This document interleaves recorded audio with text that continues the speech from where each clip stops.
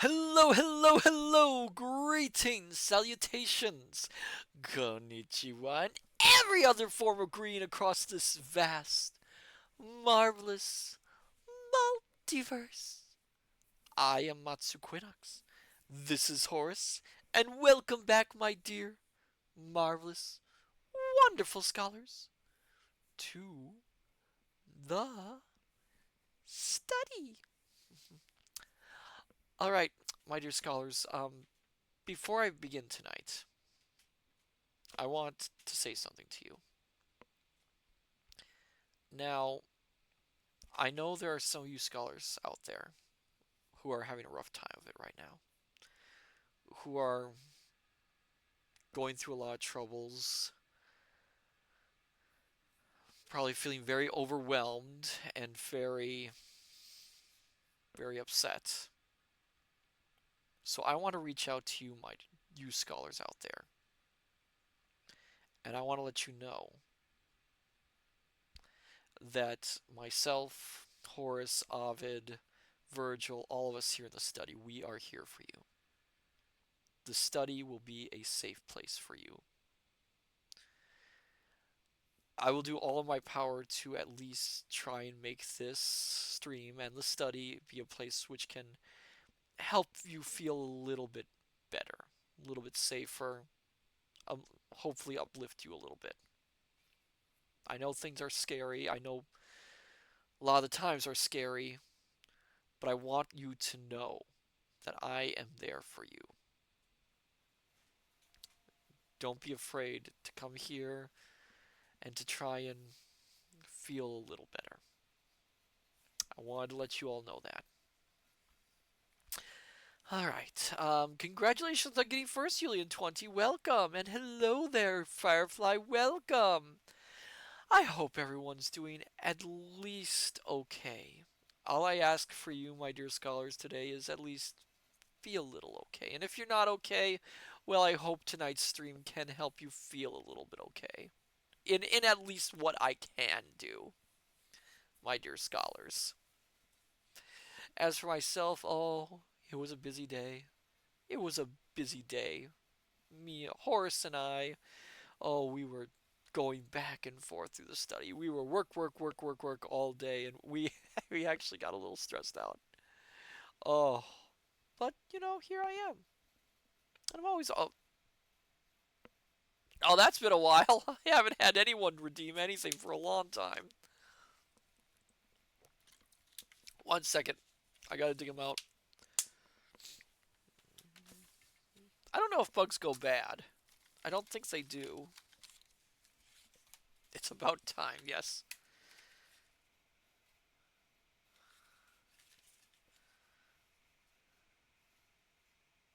Oh yeah, so I still have I have a month or so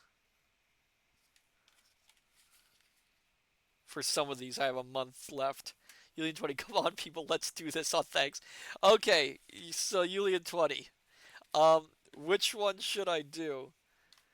Should I do the. Oh, I got one more, don't I?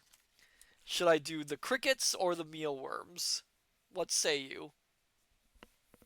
Worm. Okay. Lovely. I get to eat a worm.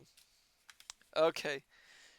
So we have Mexican spice, we have cheddar cheese, and we have barbecue. Which one should I eat? Mexican spice, cheddar cheese, or barbecue? Okay, I'll eat a barbecue worm then. Oh, it feels like it's been forever doing this. Ugh. Okay. But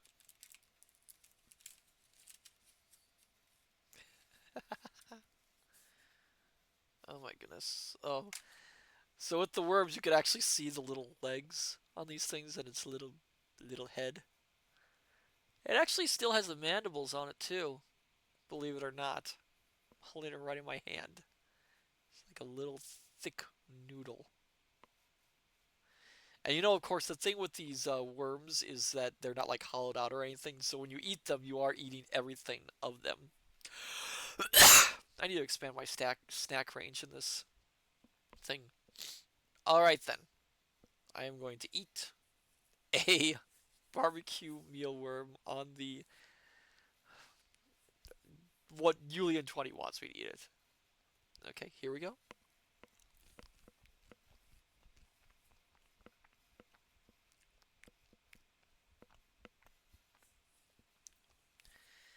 It's okay. It's not bad.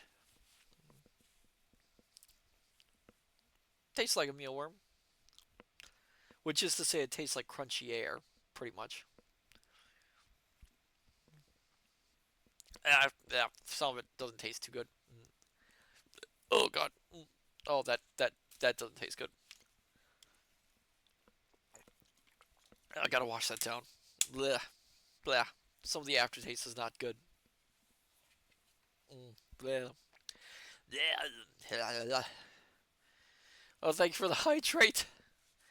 Two redeems. Well, three redeems technically in one go. Oh god. Why do I do this, Horace? Oh god. Dropping things. Ah, I have to. I am dropping stuff everywhere. All right then. So that's out of the way then. Oh my goodness, it's been such a while since I did that. I kind of, you know what? I was gonna say I kind of missed it, but that's of course inviting trouble because then everyone's gonna wanna jump in and do it. You lead 20. Well, that was fun. Blah, blah, blah. Pooey, pooey. Oh, oh my goodness gracious. Yeah. So, tonight, my dear scholars, we are going to conclude our reading of H.G. Wells' The Time Machine. It's been an interesting read, to say the least, let's be honest. Um, it is,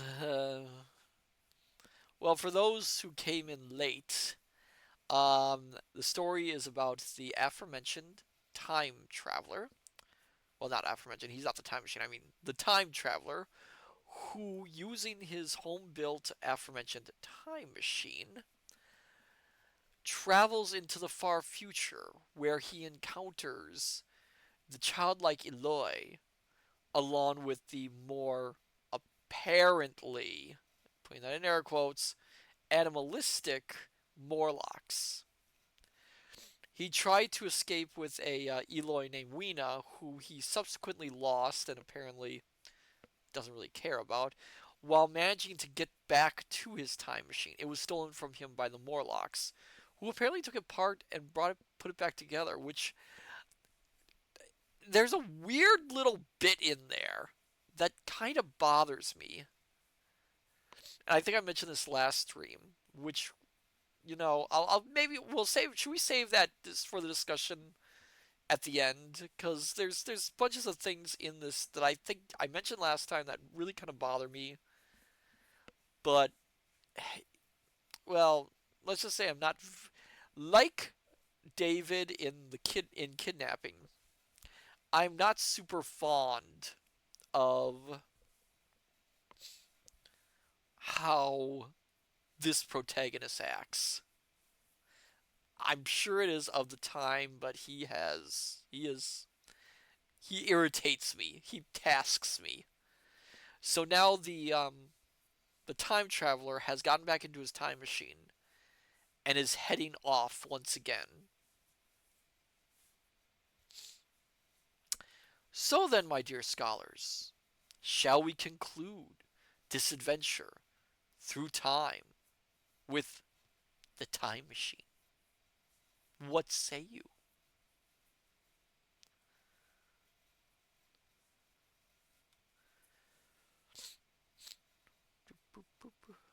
Julian 20, yes, please. All right. So then, my dear scholars, sit back, relax, have a hot or cold beverage of your liking. Dim the lights if you wish, and let us conclude our reading of The Time Machine by H. G. Wells. I gotta take another drink before I start. Come on, come on, open up.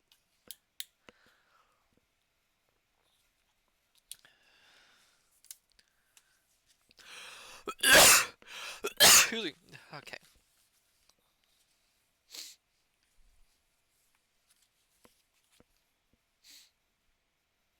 11. I have already told you of the sickness and confusion that comes with time traveling, and this time I was not seated properly in the saddle, but sideways and in an unstable fashion. For an indefinite time I clung to the machine as it swayed and vibrated, quite unheeding how I went, and when I brought myself to look at the dials again, I was amazed to find where I had arrived. One dial records days, and another thousands of days, another millions of days, and another thousands of millions. Now, instead of reversing the levers, I had pulled them over so as to go forward with them, and when I came to look at these indicators, I found that the thousands hand was sweeping round as fast as the seconds hand of a watch into futurity. As I drove on, a peculiar change crept over the appearance of things. The yeah, the palpitating grayness grew darker. Then, though I was still traveling with prodigious velocity, the blinking succession of day and night, which was usually indicative of a slower pace, returned and grew more and more marked. This puzzled me very much at first. The alternations of night and day grew slower and slower, and so did the passage of the sun across the sky, until they seemed to stretch through centuries. At last, a steady twilight brooded over the earth, a twilight only broken now and then when a comet glared across the darkening sky. The band of light that had indicated the sun had long since disappeared, for the sun had ceased to set. It simply rose and fell in the west, and grew even broader and more red. Oh my goodness, he really is far in the future. All trace of the moon had vanished. The circling of the stars, growing slower and slower, had given place to creeping points of light. At last, some time before I stopped, the sun, red and very large, halted motionless upon the horizon, a vast dome glowing with a dull heat, and now and then suffering a momentary extinction.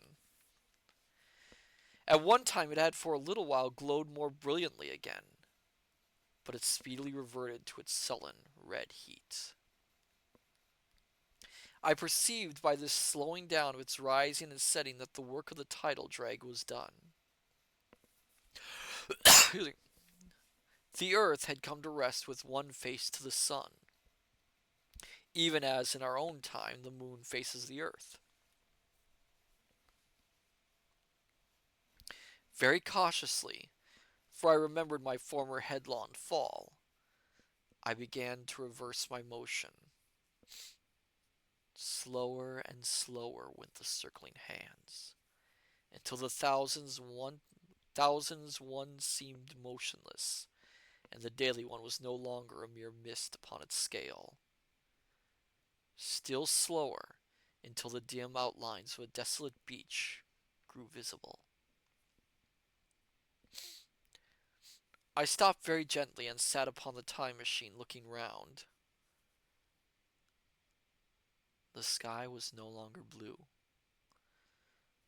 Northeastward it was inky black, and out of the blackness shone brightly and steadily the pale white stars.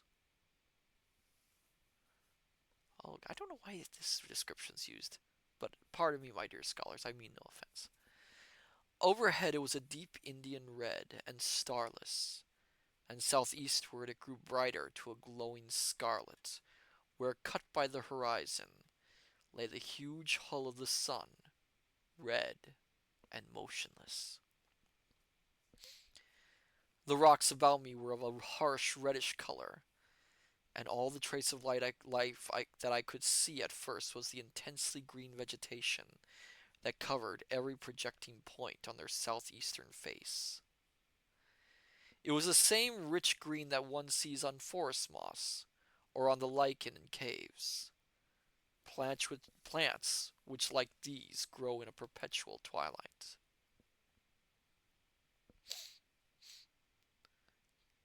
The machine was standing on a sloping beach. The sea stretched away to the southwest, to rise into a sharp, bright horizon against the wan sky. There were no breakers and no waves, for not a breath of wind was stirring. Only a slight oily swell rose and fell like a gentle breathing, and showed that the eternal sea was still moving and living. And along the margin where the water sometimes broke was a thick incrustation of salt, pink under the lurid sky. There was a sense of oppression in my head, and I noticed that I was breathing very fast. The sensation reminded me of my only experience of mountaineering, and from that I judged the air to be more rarefied than it is now. Far away up the desolate slope, I heard a harsh scream and saw a thing like a huge white butterfly go slanting and fluttering up into the sky and circling, disappear over some low hillocks beyond. The sound of its voice was so dismal that I shivered and seated myself more firmly upon the machine. Looking round me again, I saw that, quite near, what I had taken to be a reddish mass of rock was moving slowly towards me. Then I saw the thing was really a monstrous crab-like creature. So, in other words, you are saying it's a giant enemy crab. Huh. Also, did they in fact get it right? Did they inadvertently get that scientific fact right that everything turns to crab in the future? If you don't know about that theory, there is a theory that that for some reason, very often, non-crab-like life forms will eventually evolve into crab-like forms, and no one is particularly certain why. Alien 20, I am crabby. You are crabby? I don't. Is that true? Makes me hungry for crab, actually. Can you imagine a crab as large as yonder table with its many legs moving slowly and uncertainly, its big claws swaying, its long antennae like carter's whips, waving and feeling, and its stalked eyes gleaming at you on either side of its metallic front? Why would a why would a giant crab exist in a rarefied atmosphere? I mean, if there's less air, then something that big probably would not survive very well in an environment like that. Unless the loss of air was something recent, comparatively.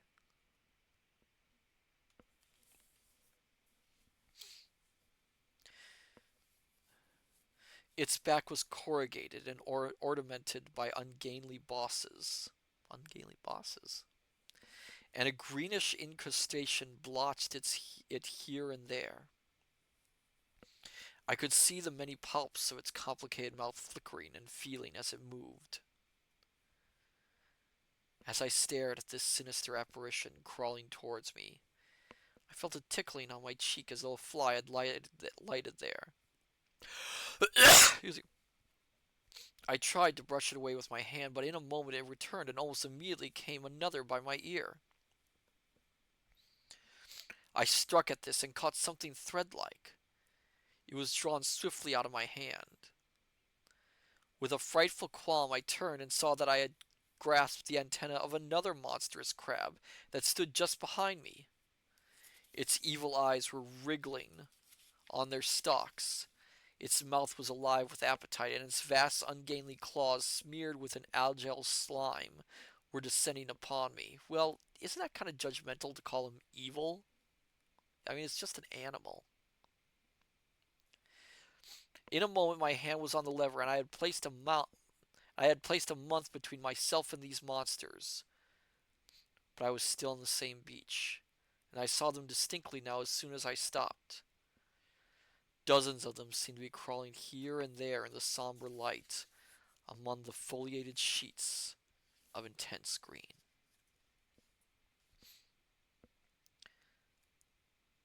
I cannot convey the sense of abominable desolation that hung over the world. The red eastern sky, the northward blackness, the salt Dead Sea. Well, it can't be dead. I mean, if there's animal life crawling around it. The stony beach crawling with these foul, slow stirring monsters. Again, you're being judgmental. The uniform poisonous looking green of the lycious plants. The thin air that hurts one's lungs, all contributed to an appalling effect. I moved on 100 years, and there was the same red sun, a little larger, a little duller. The same dying sea, the same chill air, and the same crowd of earthly crustacea creeping in and out among the green weed and the red rocks. And in the westward sky I saw a curved pale line like a vast new moon. Hold on 1 second, let me get another drink.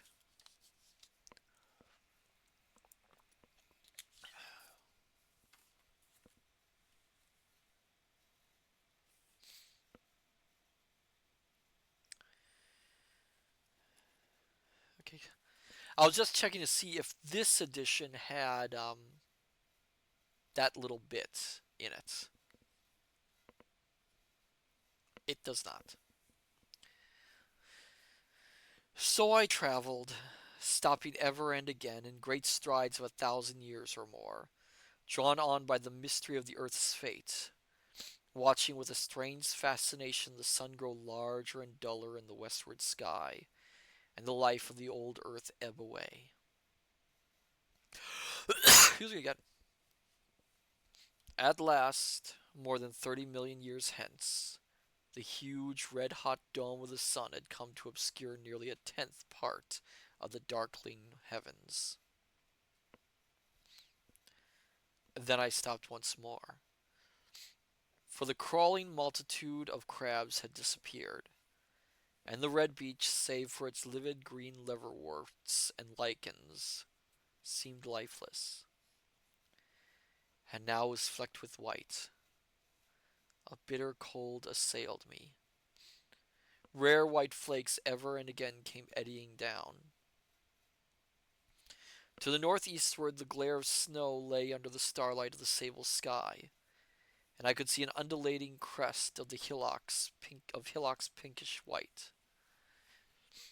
There were fringes of ice along the sea margin, with drifting masses further out, but the main expanse of that salt ocean, all bloody under the eternal sunset, was still unfrozen.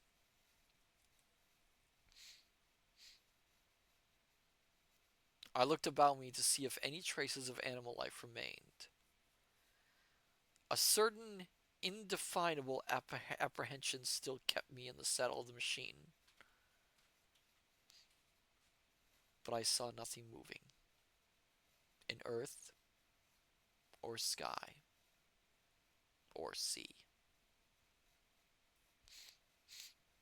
The green slime on the rocks alone testified that life was not extinct. A shallow sea bank had appeared in the sea, and the water had receded from the beach.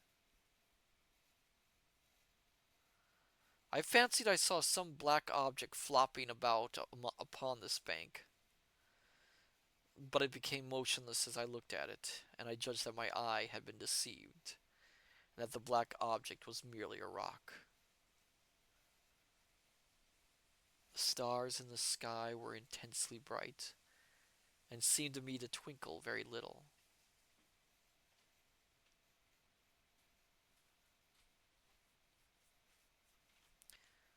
Suddenly, I noticed that the circular westward outline of the sun had changed, that a concavity, a bay, had appeared in the curve. I saw this grow larger. For a minute, perhaps, I stared aghast at this blackness that was creeping over the day,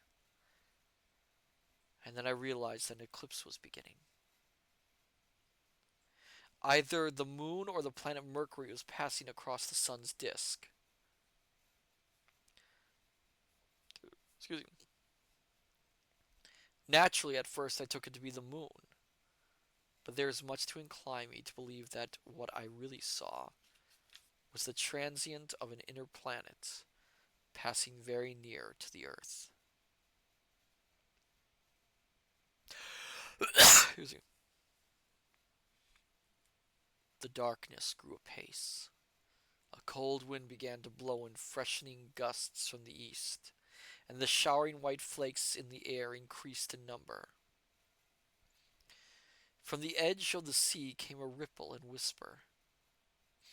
Beyond these lifeless sounds, the world was silent. Silent? It would be hard to convey the stillness of it.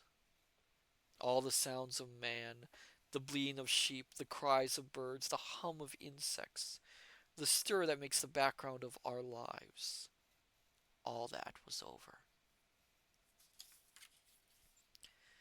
As the darkness thickened, the eddying flakes grew more abundant, dancing before my eyes, the cold of the air more intense.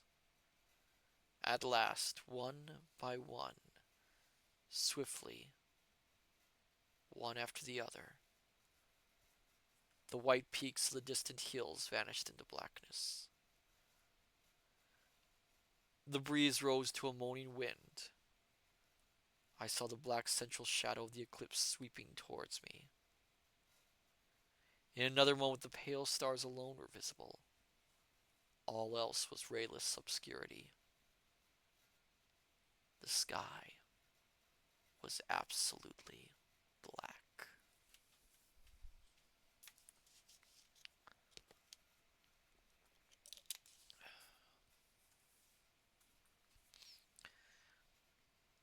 A horror of this great darkness came on me.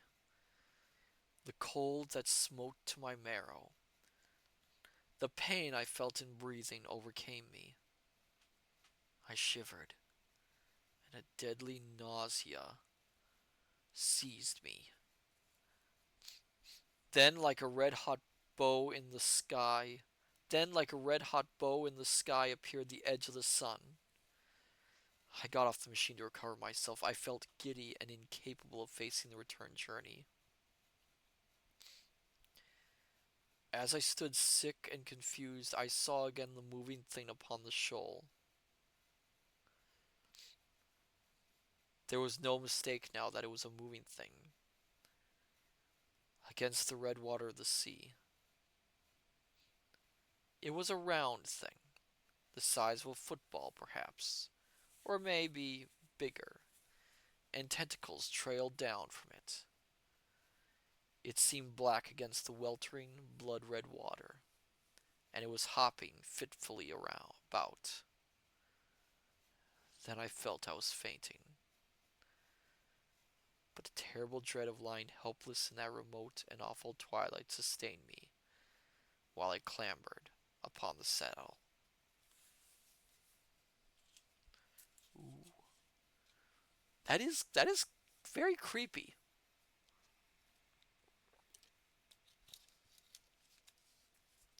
So one of the things I was looking for is there was actually a chapter cut out of the book. I have to double check on the description of that chapter for a moment. But it was famously suggested by the publishers because they wanted to add a little bit more to the novel.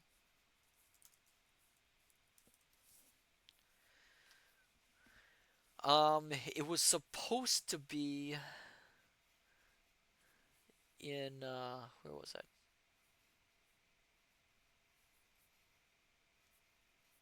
Let me see. Lead text. It was supposed to be part of the last chapter.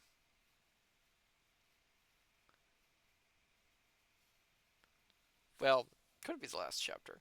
It's supposed to be a text after the whole bit with the Morlocks,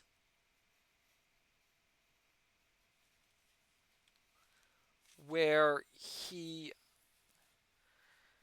goes further into the future and he discovers what looks to be these hopping furry herbivores that look like kangaroos.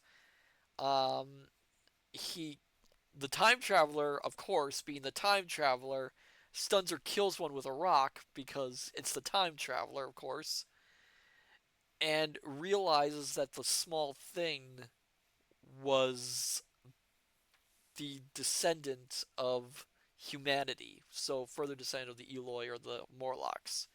And then the thing gets eaten by a giant centipede, and he flees into the time machine and goes to the area that we just mentioned. Um, Wells was not a fan of that bit of text, so he actually had it removed before the book was published. But he later on published it as its own little side chapter, and it's just it's a very odd thing, very odd chapter. It really doesn't add much to anything. I will say, and I kind of agree with Wells for removing it from the original text.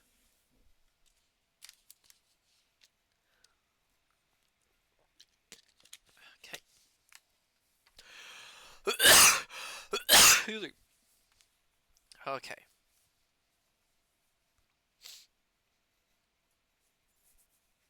Chapter 12.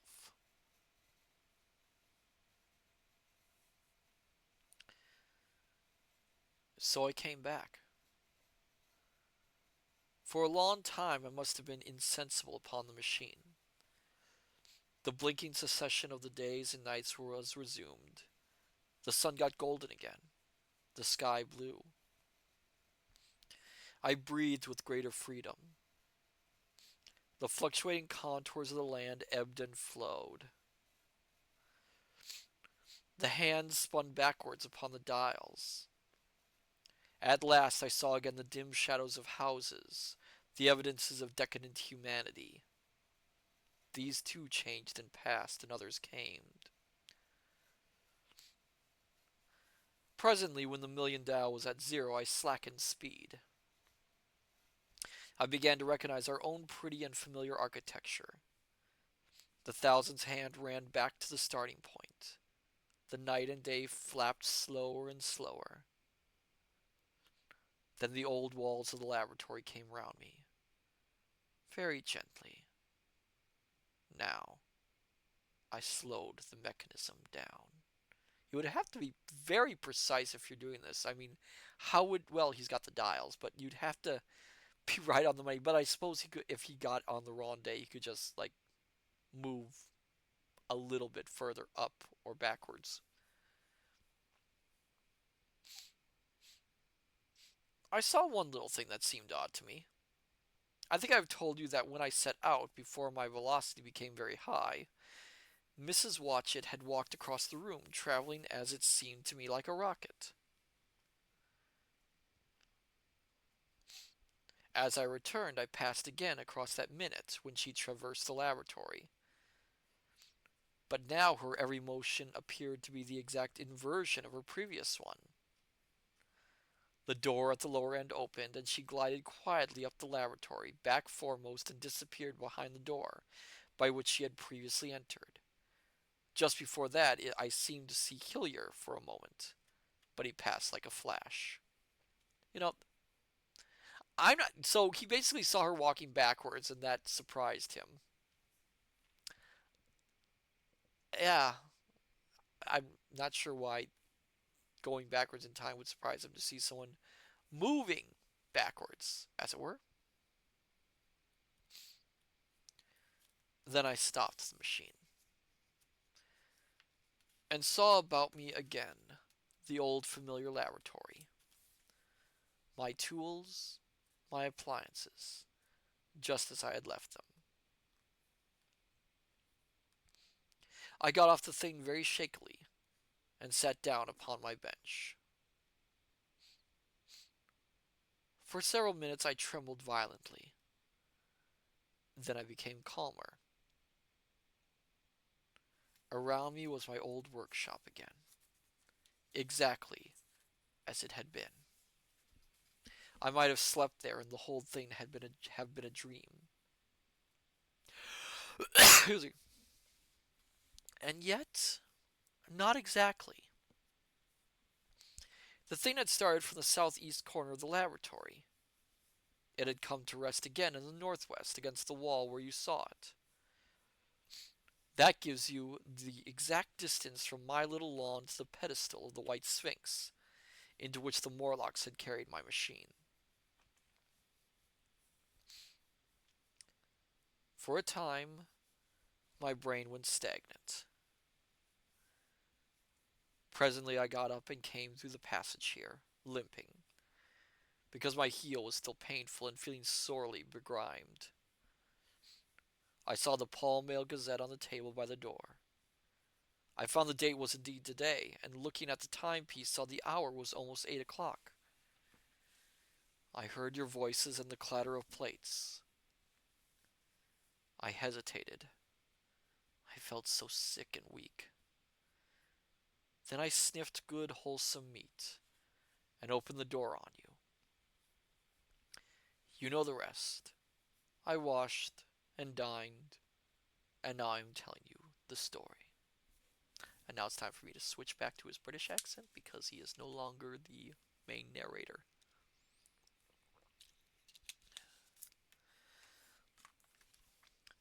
I know, he said after a pause, that all this will be absolutely incredible to you. To me, the one incredible thing is that I am here tonight, in this old familiar room, looking into your friendly faces and telling you these strange adventures. He looked at the medical man. No, I cannot expect you to believe it. Take it as a lie, or a prophecy. Say I dreamed it in the workshop. Consider I have been speculating upon the destinies of our race until I have hatched this fiction. Treat my assertion of its truth as a mere stroke of art to enhance its interest. And taking it as a story, what do you think of it? He took up his pipe and began, in his old accustomed manner, to tap with it nervously upon the bars of the grate. There was a momentary stillness.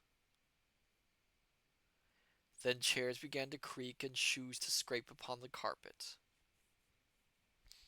I took my eyes off the time traveler's face and looked round at his audience.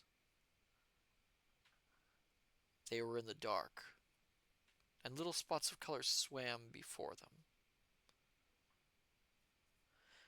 The medical man seemed absorbed in the contemplation of our host. The editor was looking hard at the end of his cigar, the sixth. The journalist fumbled for his watch. The others, as far as I remember, were motionless.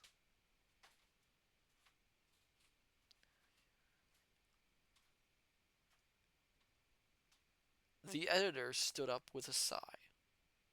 What a pity it is you're not a What a pity it is you're not a writer of stories, he said, putting his hand on the time traveler's shoulder.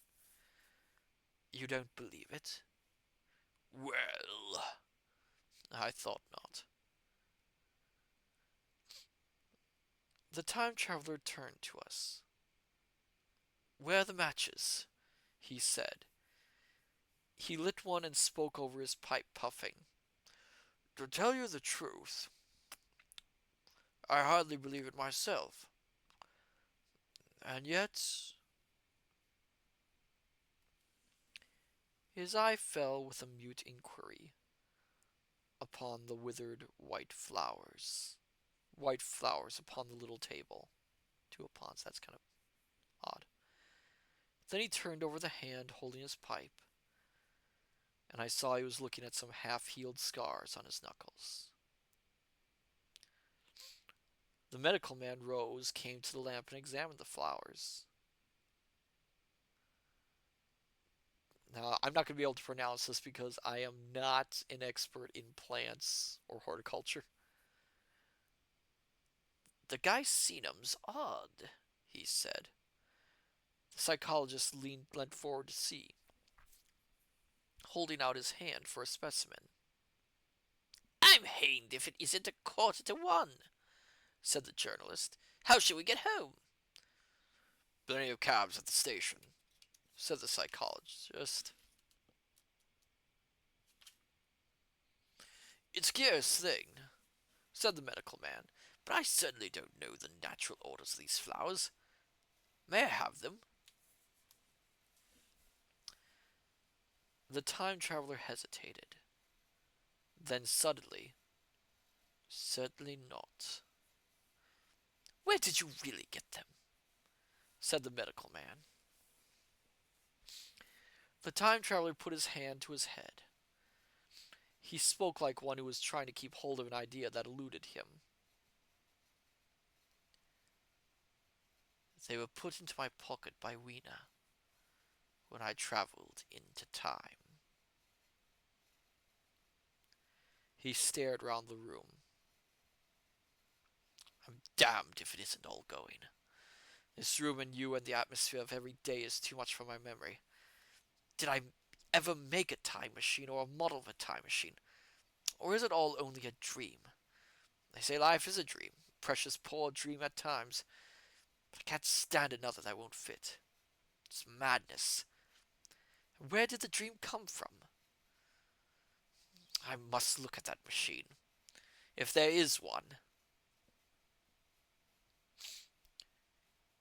He caught up the lamp swiftly and carried it, flaring red, through the door into the corridor. We followed him. There in the flickering light of the lamp was the machine sure enough. Squat, ugly, and askew.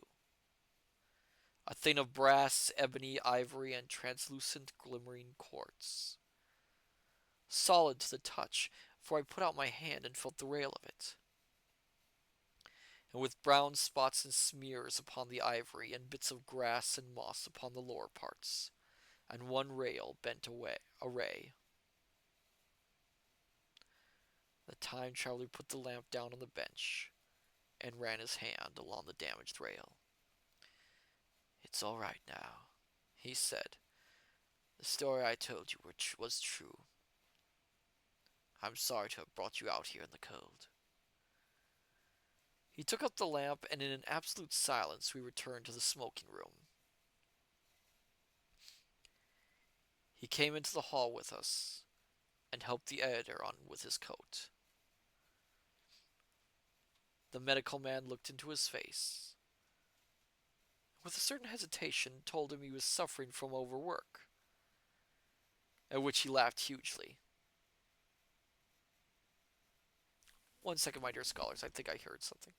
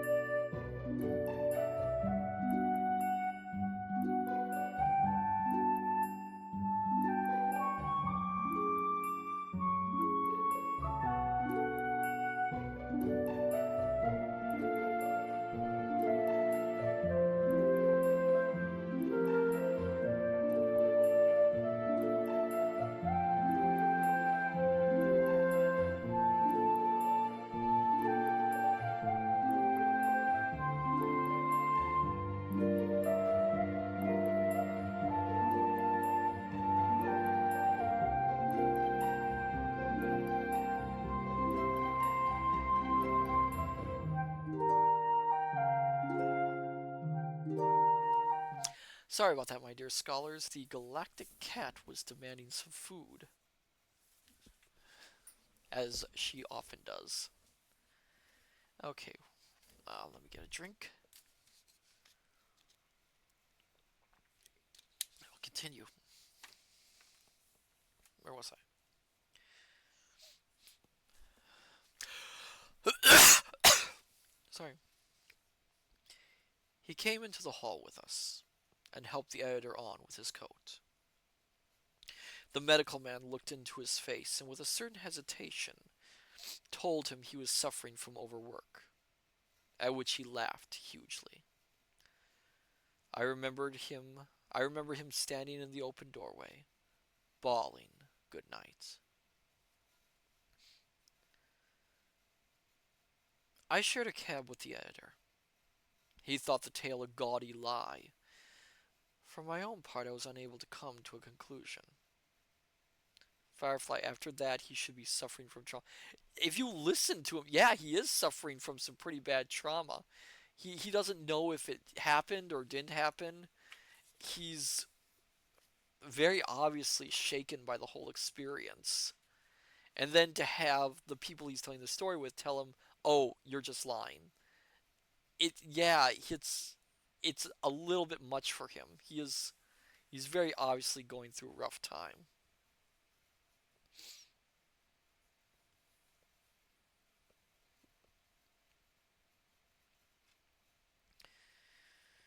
The story was so fantastic and incredible.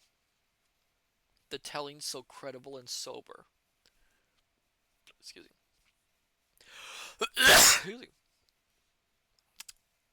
I lay awake most of the night thinking about it.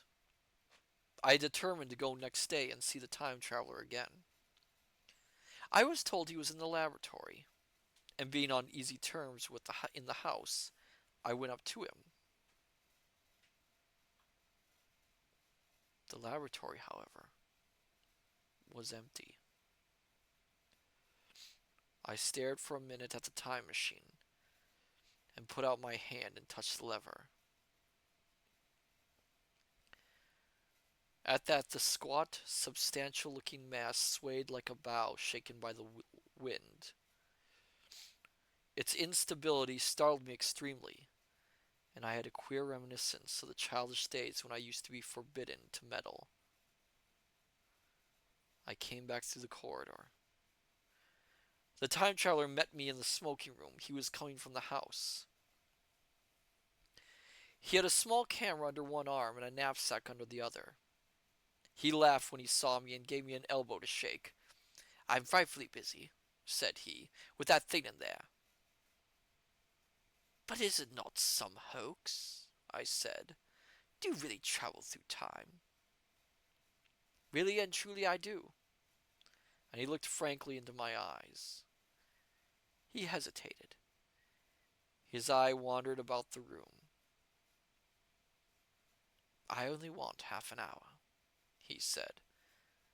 "I know why you came, and it's awfully good of you. There's some magazines here. If you'll stop to lunch, I'll prove you this time traveling up to the hilt, specimen and all, if you'll forgive my leaving you now." I consented, hardly comprehending then the full import of his words, and he nodded and went on down the corridor. I heard the door of the laboratory slam, seated myself in a chair, and took up a daily paper. What was he going to do before lunchtime? Then suddenly I was reminded by an advertisement that I had promised to meet Richardson, the publisher, at 2. I looked at my watch and saw that I could barely save that engagement. I got up and went down the passage to tell the time traveler. As I took hold of the handle of the door, I heard an exclamation, oddly truncated at the end, and a click and a thud. A gust of air whirled round me as I opened the door, and from within came the sound of broken glass falling on the floor. The time traveler was not there. I seemed to see a ghostly, indistinct figure sitting in a whirling mass of black and brass for a moment. A figure so transparent that the bench behind with its sheets of drawings was absolutely distinct. But this phantasm vanished as I rubbed my eyes. The time machine had gone. Save for a subsiding stir of dust, the further end of the laboratory was empty. A pane of the skylight had, apparently, just been blown in.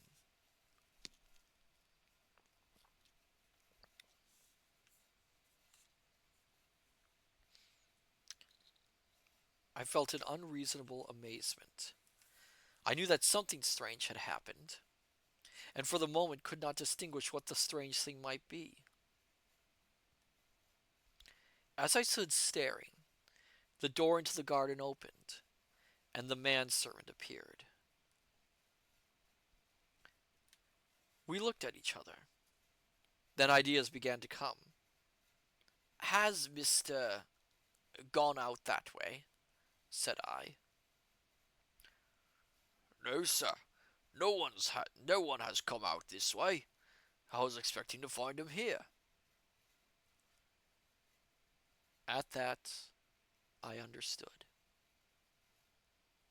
At the risk of disappointing Richardson, I stayed on, waiting for the time traveler, waiting for the second, perhaps still stranger story, and the specimens and photographs he would bring with him. But I am beginning now to fear that I must wait a lifetime. The time traveler vanished 3 years ago. And as everybody knows now, he has never returned.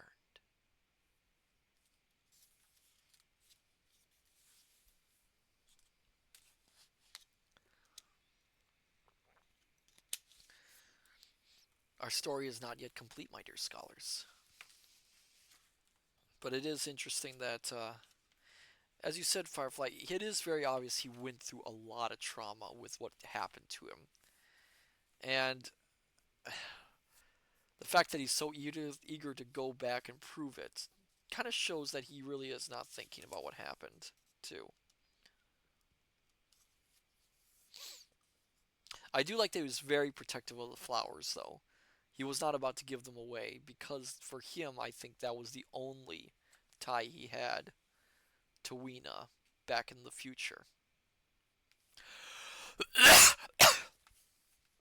I do wonder how the time travel laws work in this, though, that if he could go back and prevent everything that he had done. But still, questions, questions. Alright, my dear scholars, here we go.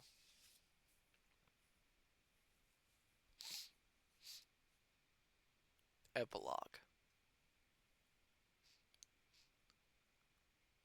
One cannot choose but wonder.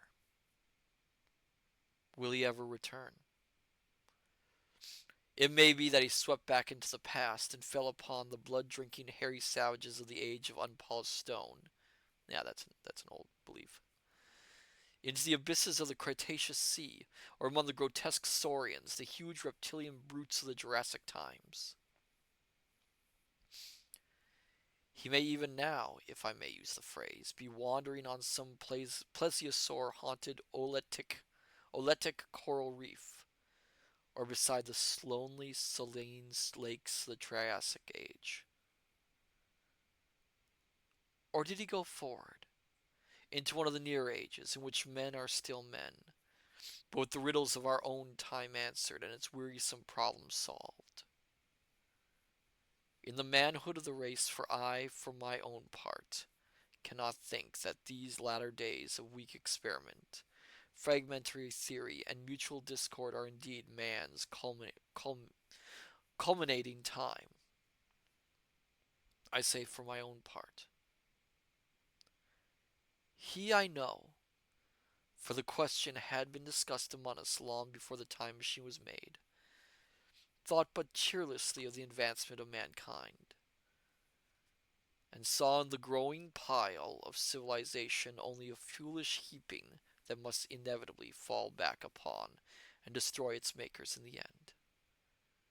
If that is so, it remains for us to live as though it were not so.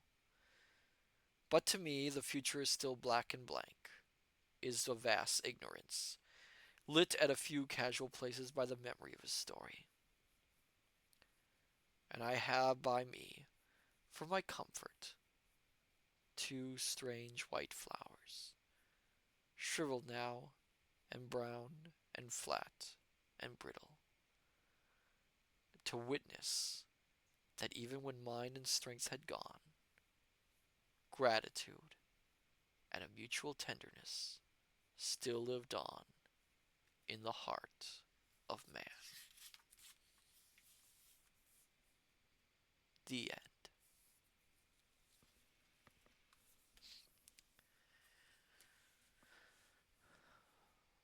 Well, now, my dear scholars, that was quite a story, wasn't it?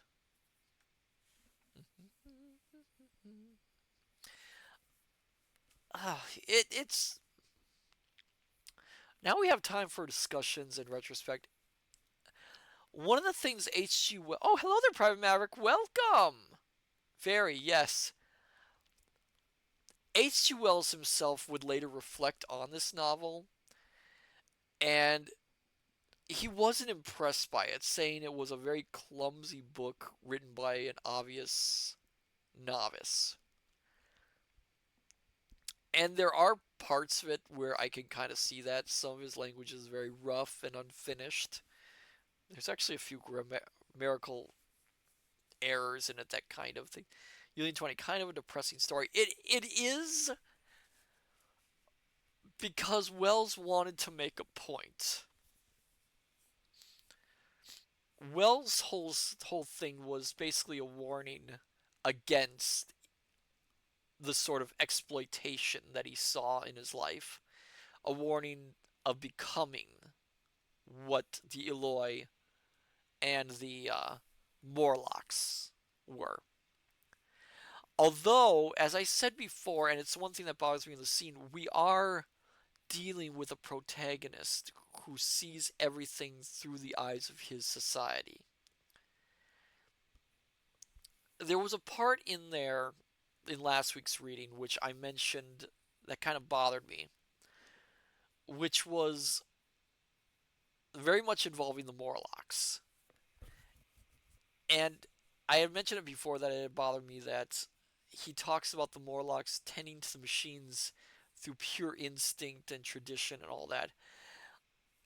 But then there's that bit where he mentions that the Morlocks took apart the machine and then put it back together again. Or at least that's his theory on what happened. Now, the thing is, that takes quite a bit of intelligence and technical know-how to do. So the idea that the Morlocks, I feel that the idea that the Morlocks are simply dumb brutes who basically are only able to do all this stuff with the technology because it's an instinctual thing or they were taught through tradition, to to be kind of a judgmental viewpoint of the time traveler. Because if they are able to take apart this machine, look it over, study it a bit, and then put it back to the way it was, that takes some talent to do. Which is funny because that's something that there have been actually sequels written about the time machine. Um, Several of the sequels explore the idea of multiple timelines and the idea of changing history and how the time travelers' actions affect that. Um, And they never quite explore that aspect of the Morlocks. The Morlocks are usually treated exactly how the time traveler sees them, which are essentially big, dumb, hedonistic brutes. Which, although there is one story where, ironically enough, through the time traveler's actions, he creates a future where, an alternate future, where the Morlocks are brilliant scientists and he's forced to team up with one. But they never quite look at that between the lines and realize that, the Morlocks might be a little bit smarter than the time traveler takes. And I'm still bothered by the fact that the time traveler left Weena there and didn't go back to check for her. Or at least look harder. Um, the adaptations very often soften the time traveler. One of the things in the 1960 movie version, and done a little bit in the 2000s version, and done in one of the other, which I'll get to, which was the Great Illustrated Books, which is an adaptation for children, is an idea that when the time traveler goes back to travel, he takes with him 4 books with the idea that he is going to help the Eloi basically regain their lost knowledge, which is an interesting idea that is not in the books. If listening to the story, it's very obvious that the time traveler himself is kind of a selfish person, someone who really is not interested in helping anyone else. He's there simply for knowledge. It's that old Victorian explorer idea. He's there just to gather proof and knowledge. He doesn't really care about the people around him. In fact, as we saw, he kind of holds the Eloi in contempt and sees them as a beneath him, because he sees both the Eloi and the Morlocks as beneath him and treats Weena with kindness, but also sees her as a burden in his life for a time. I think he softens a little bit more on her though later on, but he still treats her pretty badly.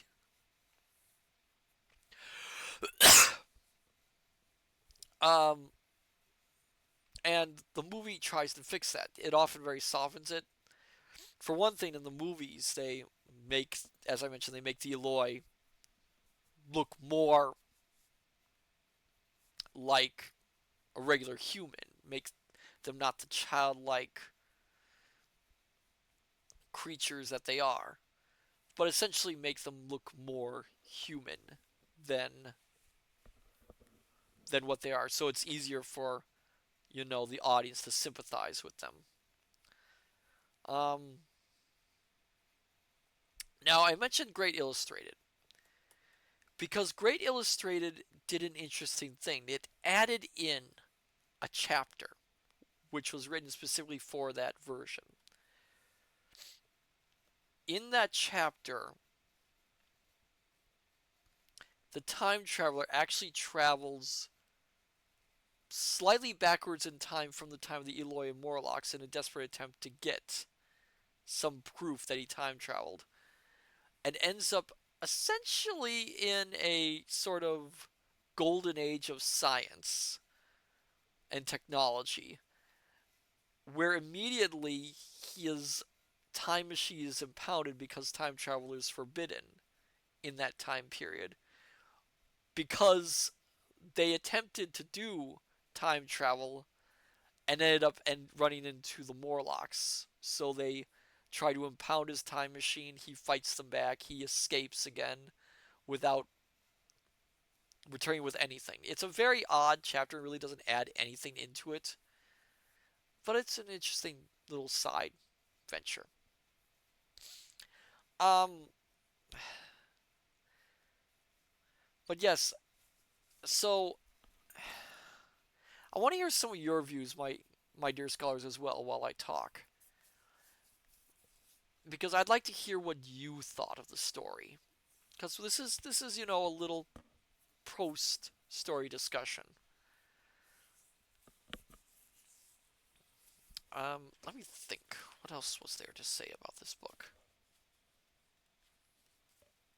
It is interesting when he goes to essentially what is the dying Earth that he does postulate that the sun expands into a red giant.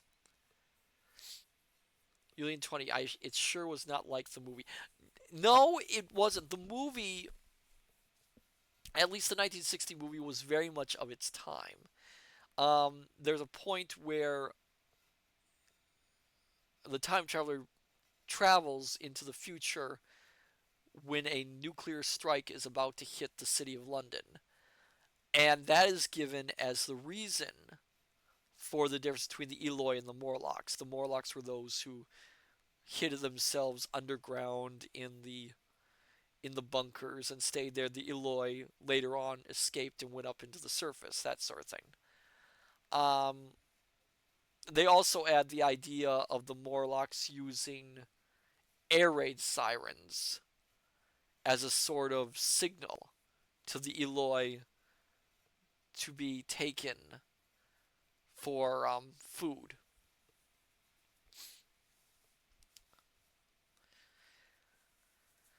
It The 1960 version is good though. I actually kind of recommend it. It's a classic. George Pal directed it. I believe it was the first and only, it was the first version of the novel filmed. 20. I hated the sound of air raid siren sets. Oh, I'm sorry to hear that. Um,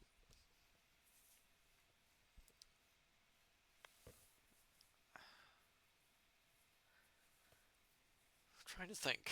It's hard to think of some of these things. Where I was on, I was thinking something. Oh yeah, the far future. He doesn't quite get it right, of course, though. At the time, the prevailing theory of how the world would end was very much the idea that the sun would run out of fuel and just basically turn into a big black solid lump of mass. Um, if you read some other, there's some, I can't remember who it is. Oh, Hodgson. If you read Hodgson's The Nightlands, that very much is coming from the same basic scientific theory at the time. We know now that is not the case.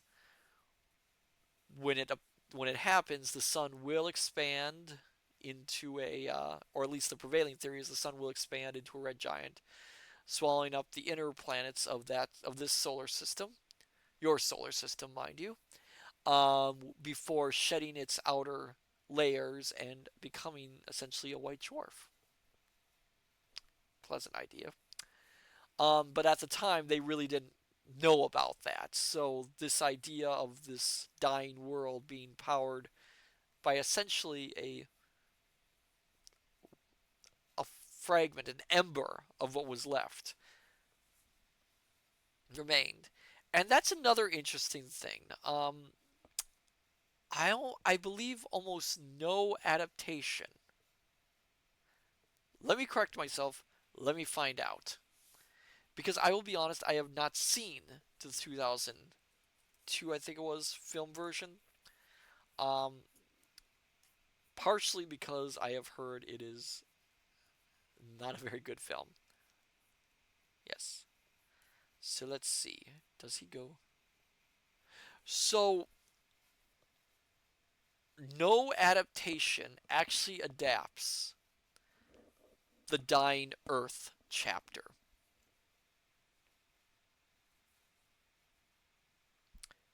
Well, I take that back. It kind of does in the 2002 version, but for a brief moment, which is kind of a shame because, as we could tell, it was a very, very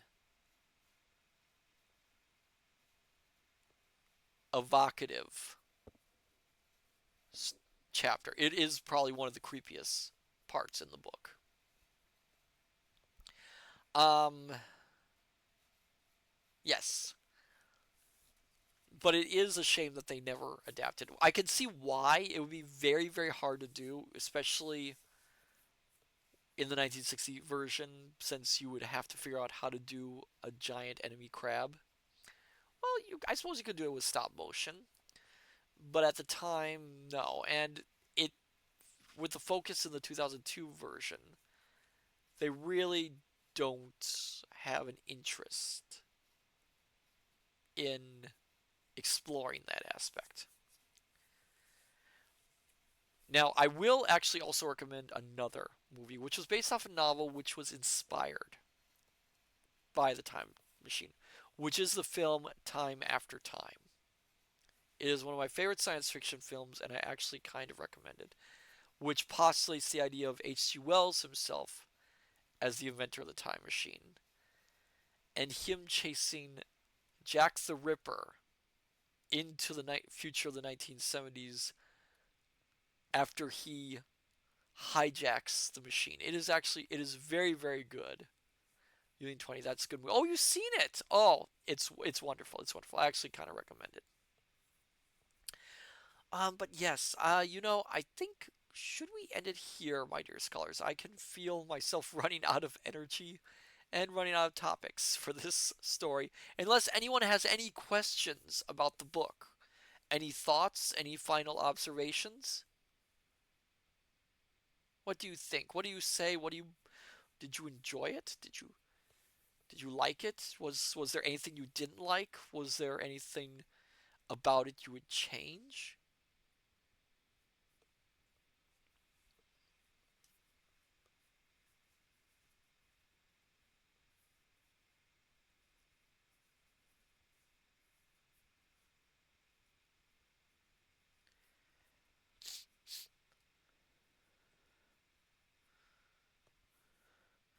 Private Maverick. Honestly, I think it was a very interesting. Oh, yeah, yeah, it is a very interesting story.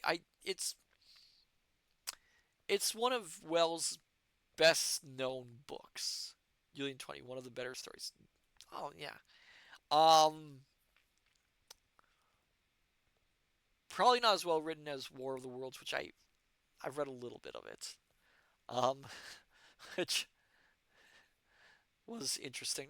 Um, but yes, it is one of the better novels, and it is a classic. And every time travel film, every time travel story, most time travel stories that have been written nowadays can find their origins in the time machine.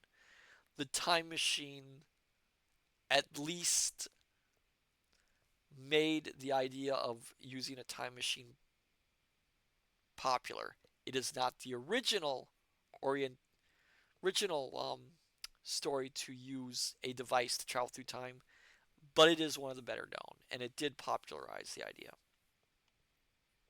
So, since we're gonna stop here, so next week, if everything goes according to plan and everything turns out okay, um, to Monday, we will be continuing more of Phoenix Wright, Ace Attorney, Rise from the Ashes, heading into the trial part again. And then Thursday, you know, I think we'll read a few fairy tales. I purchased a book at an antique shop full of them, and I think we'll read a few choice ones, my dear scholars. So for now, let's see who we can raid.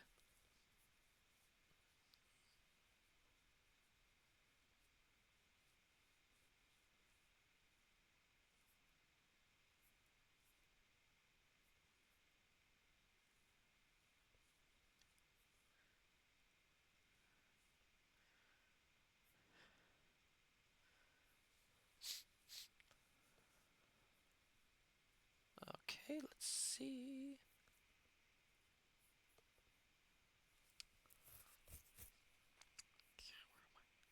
Trying to remember where I am.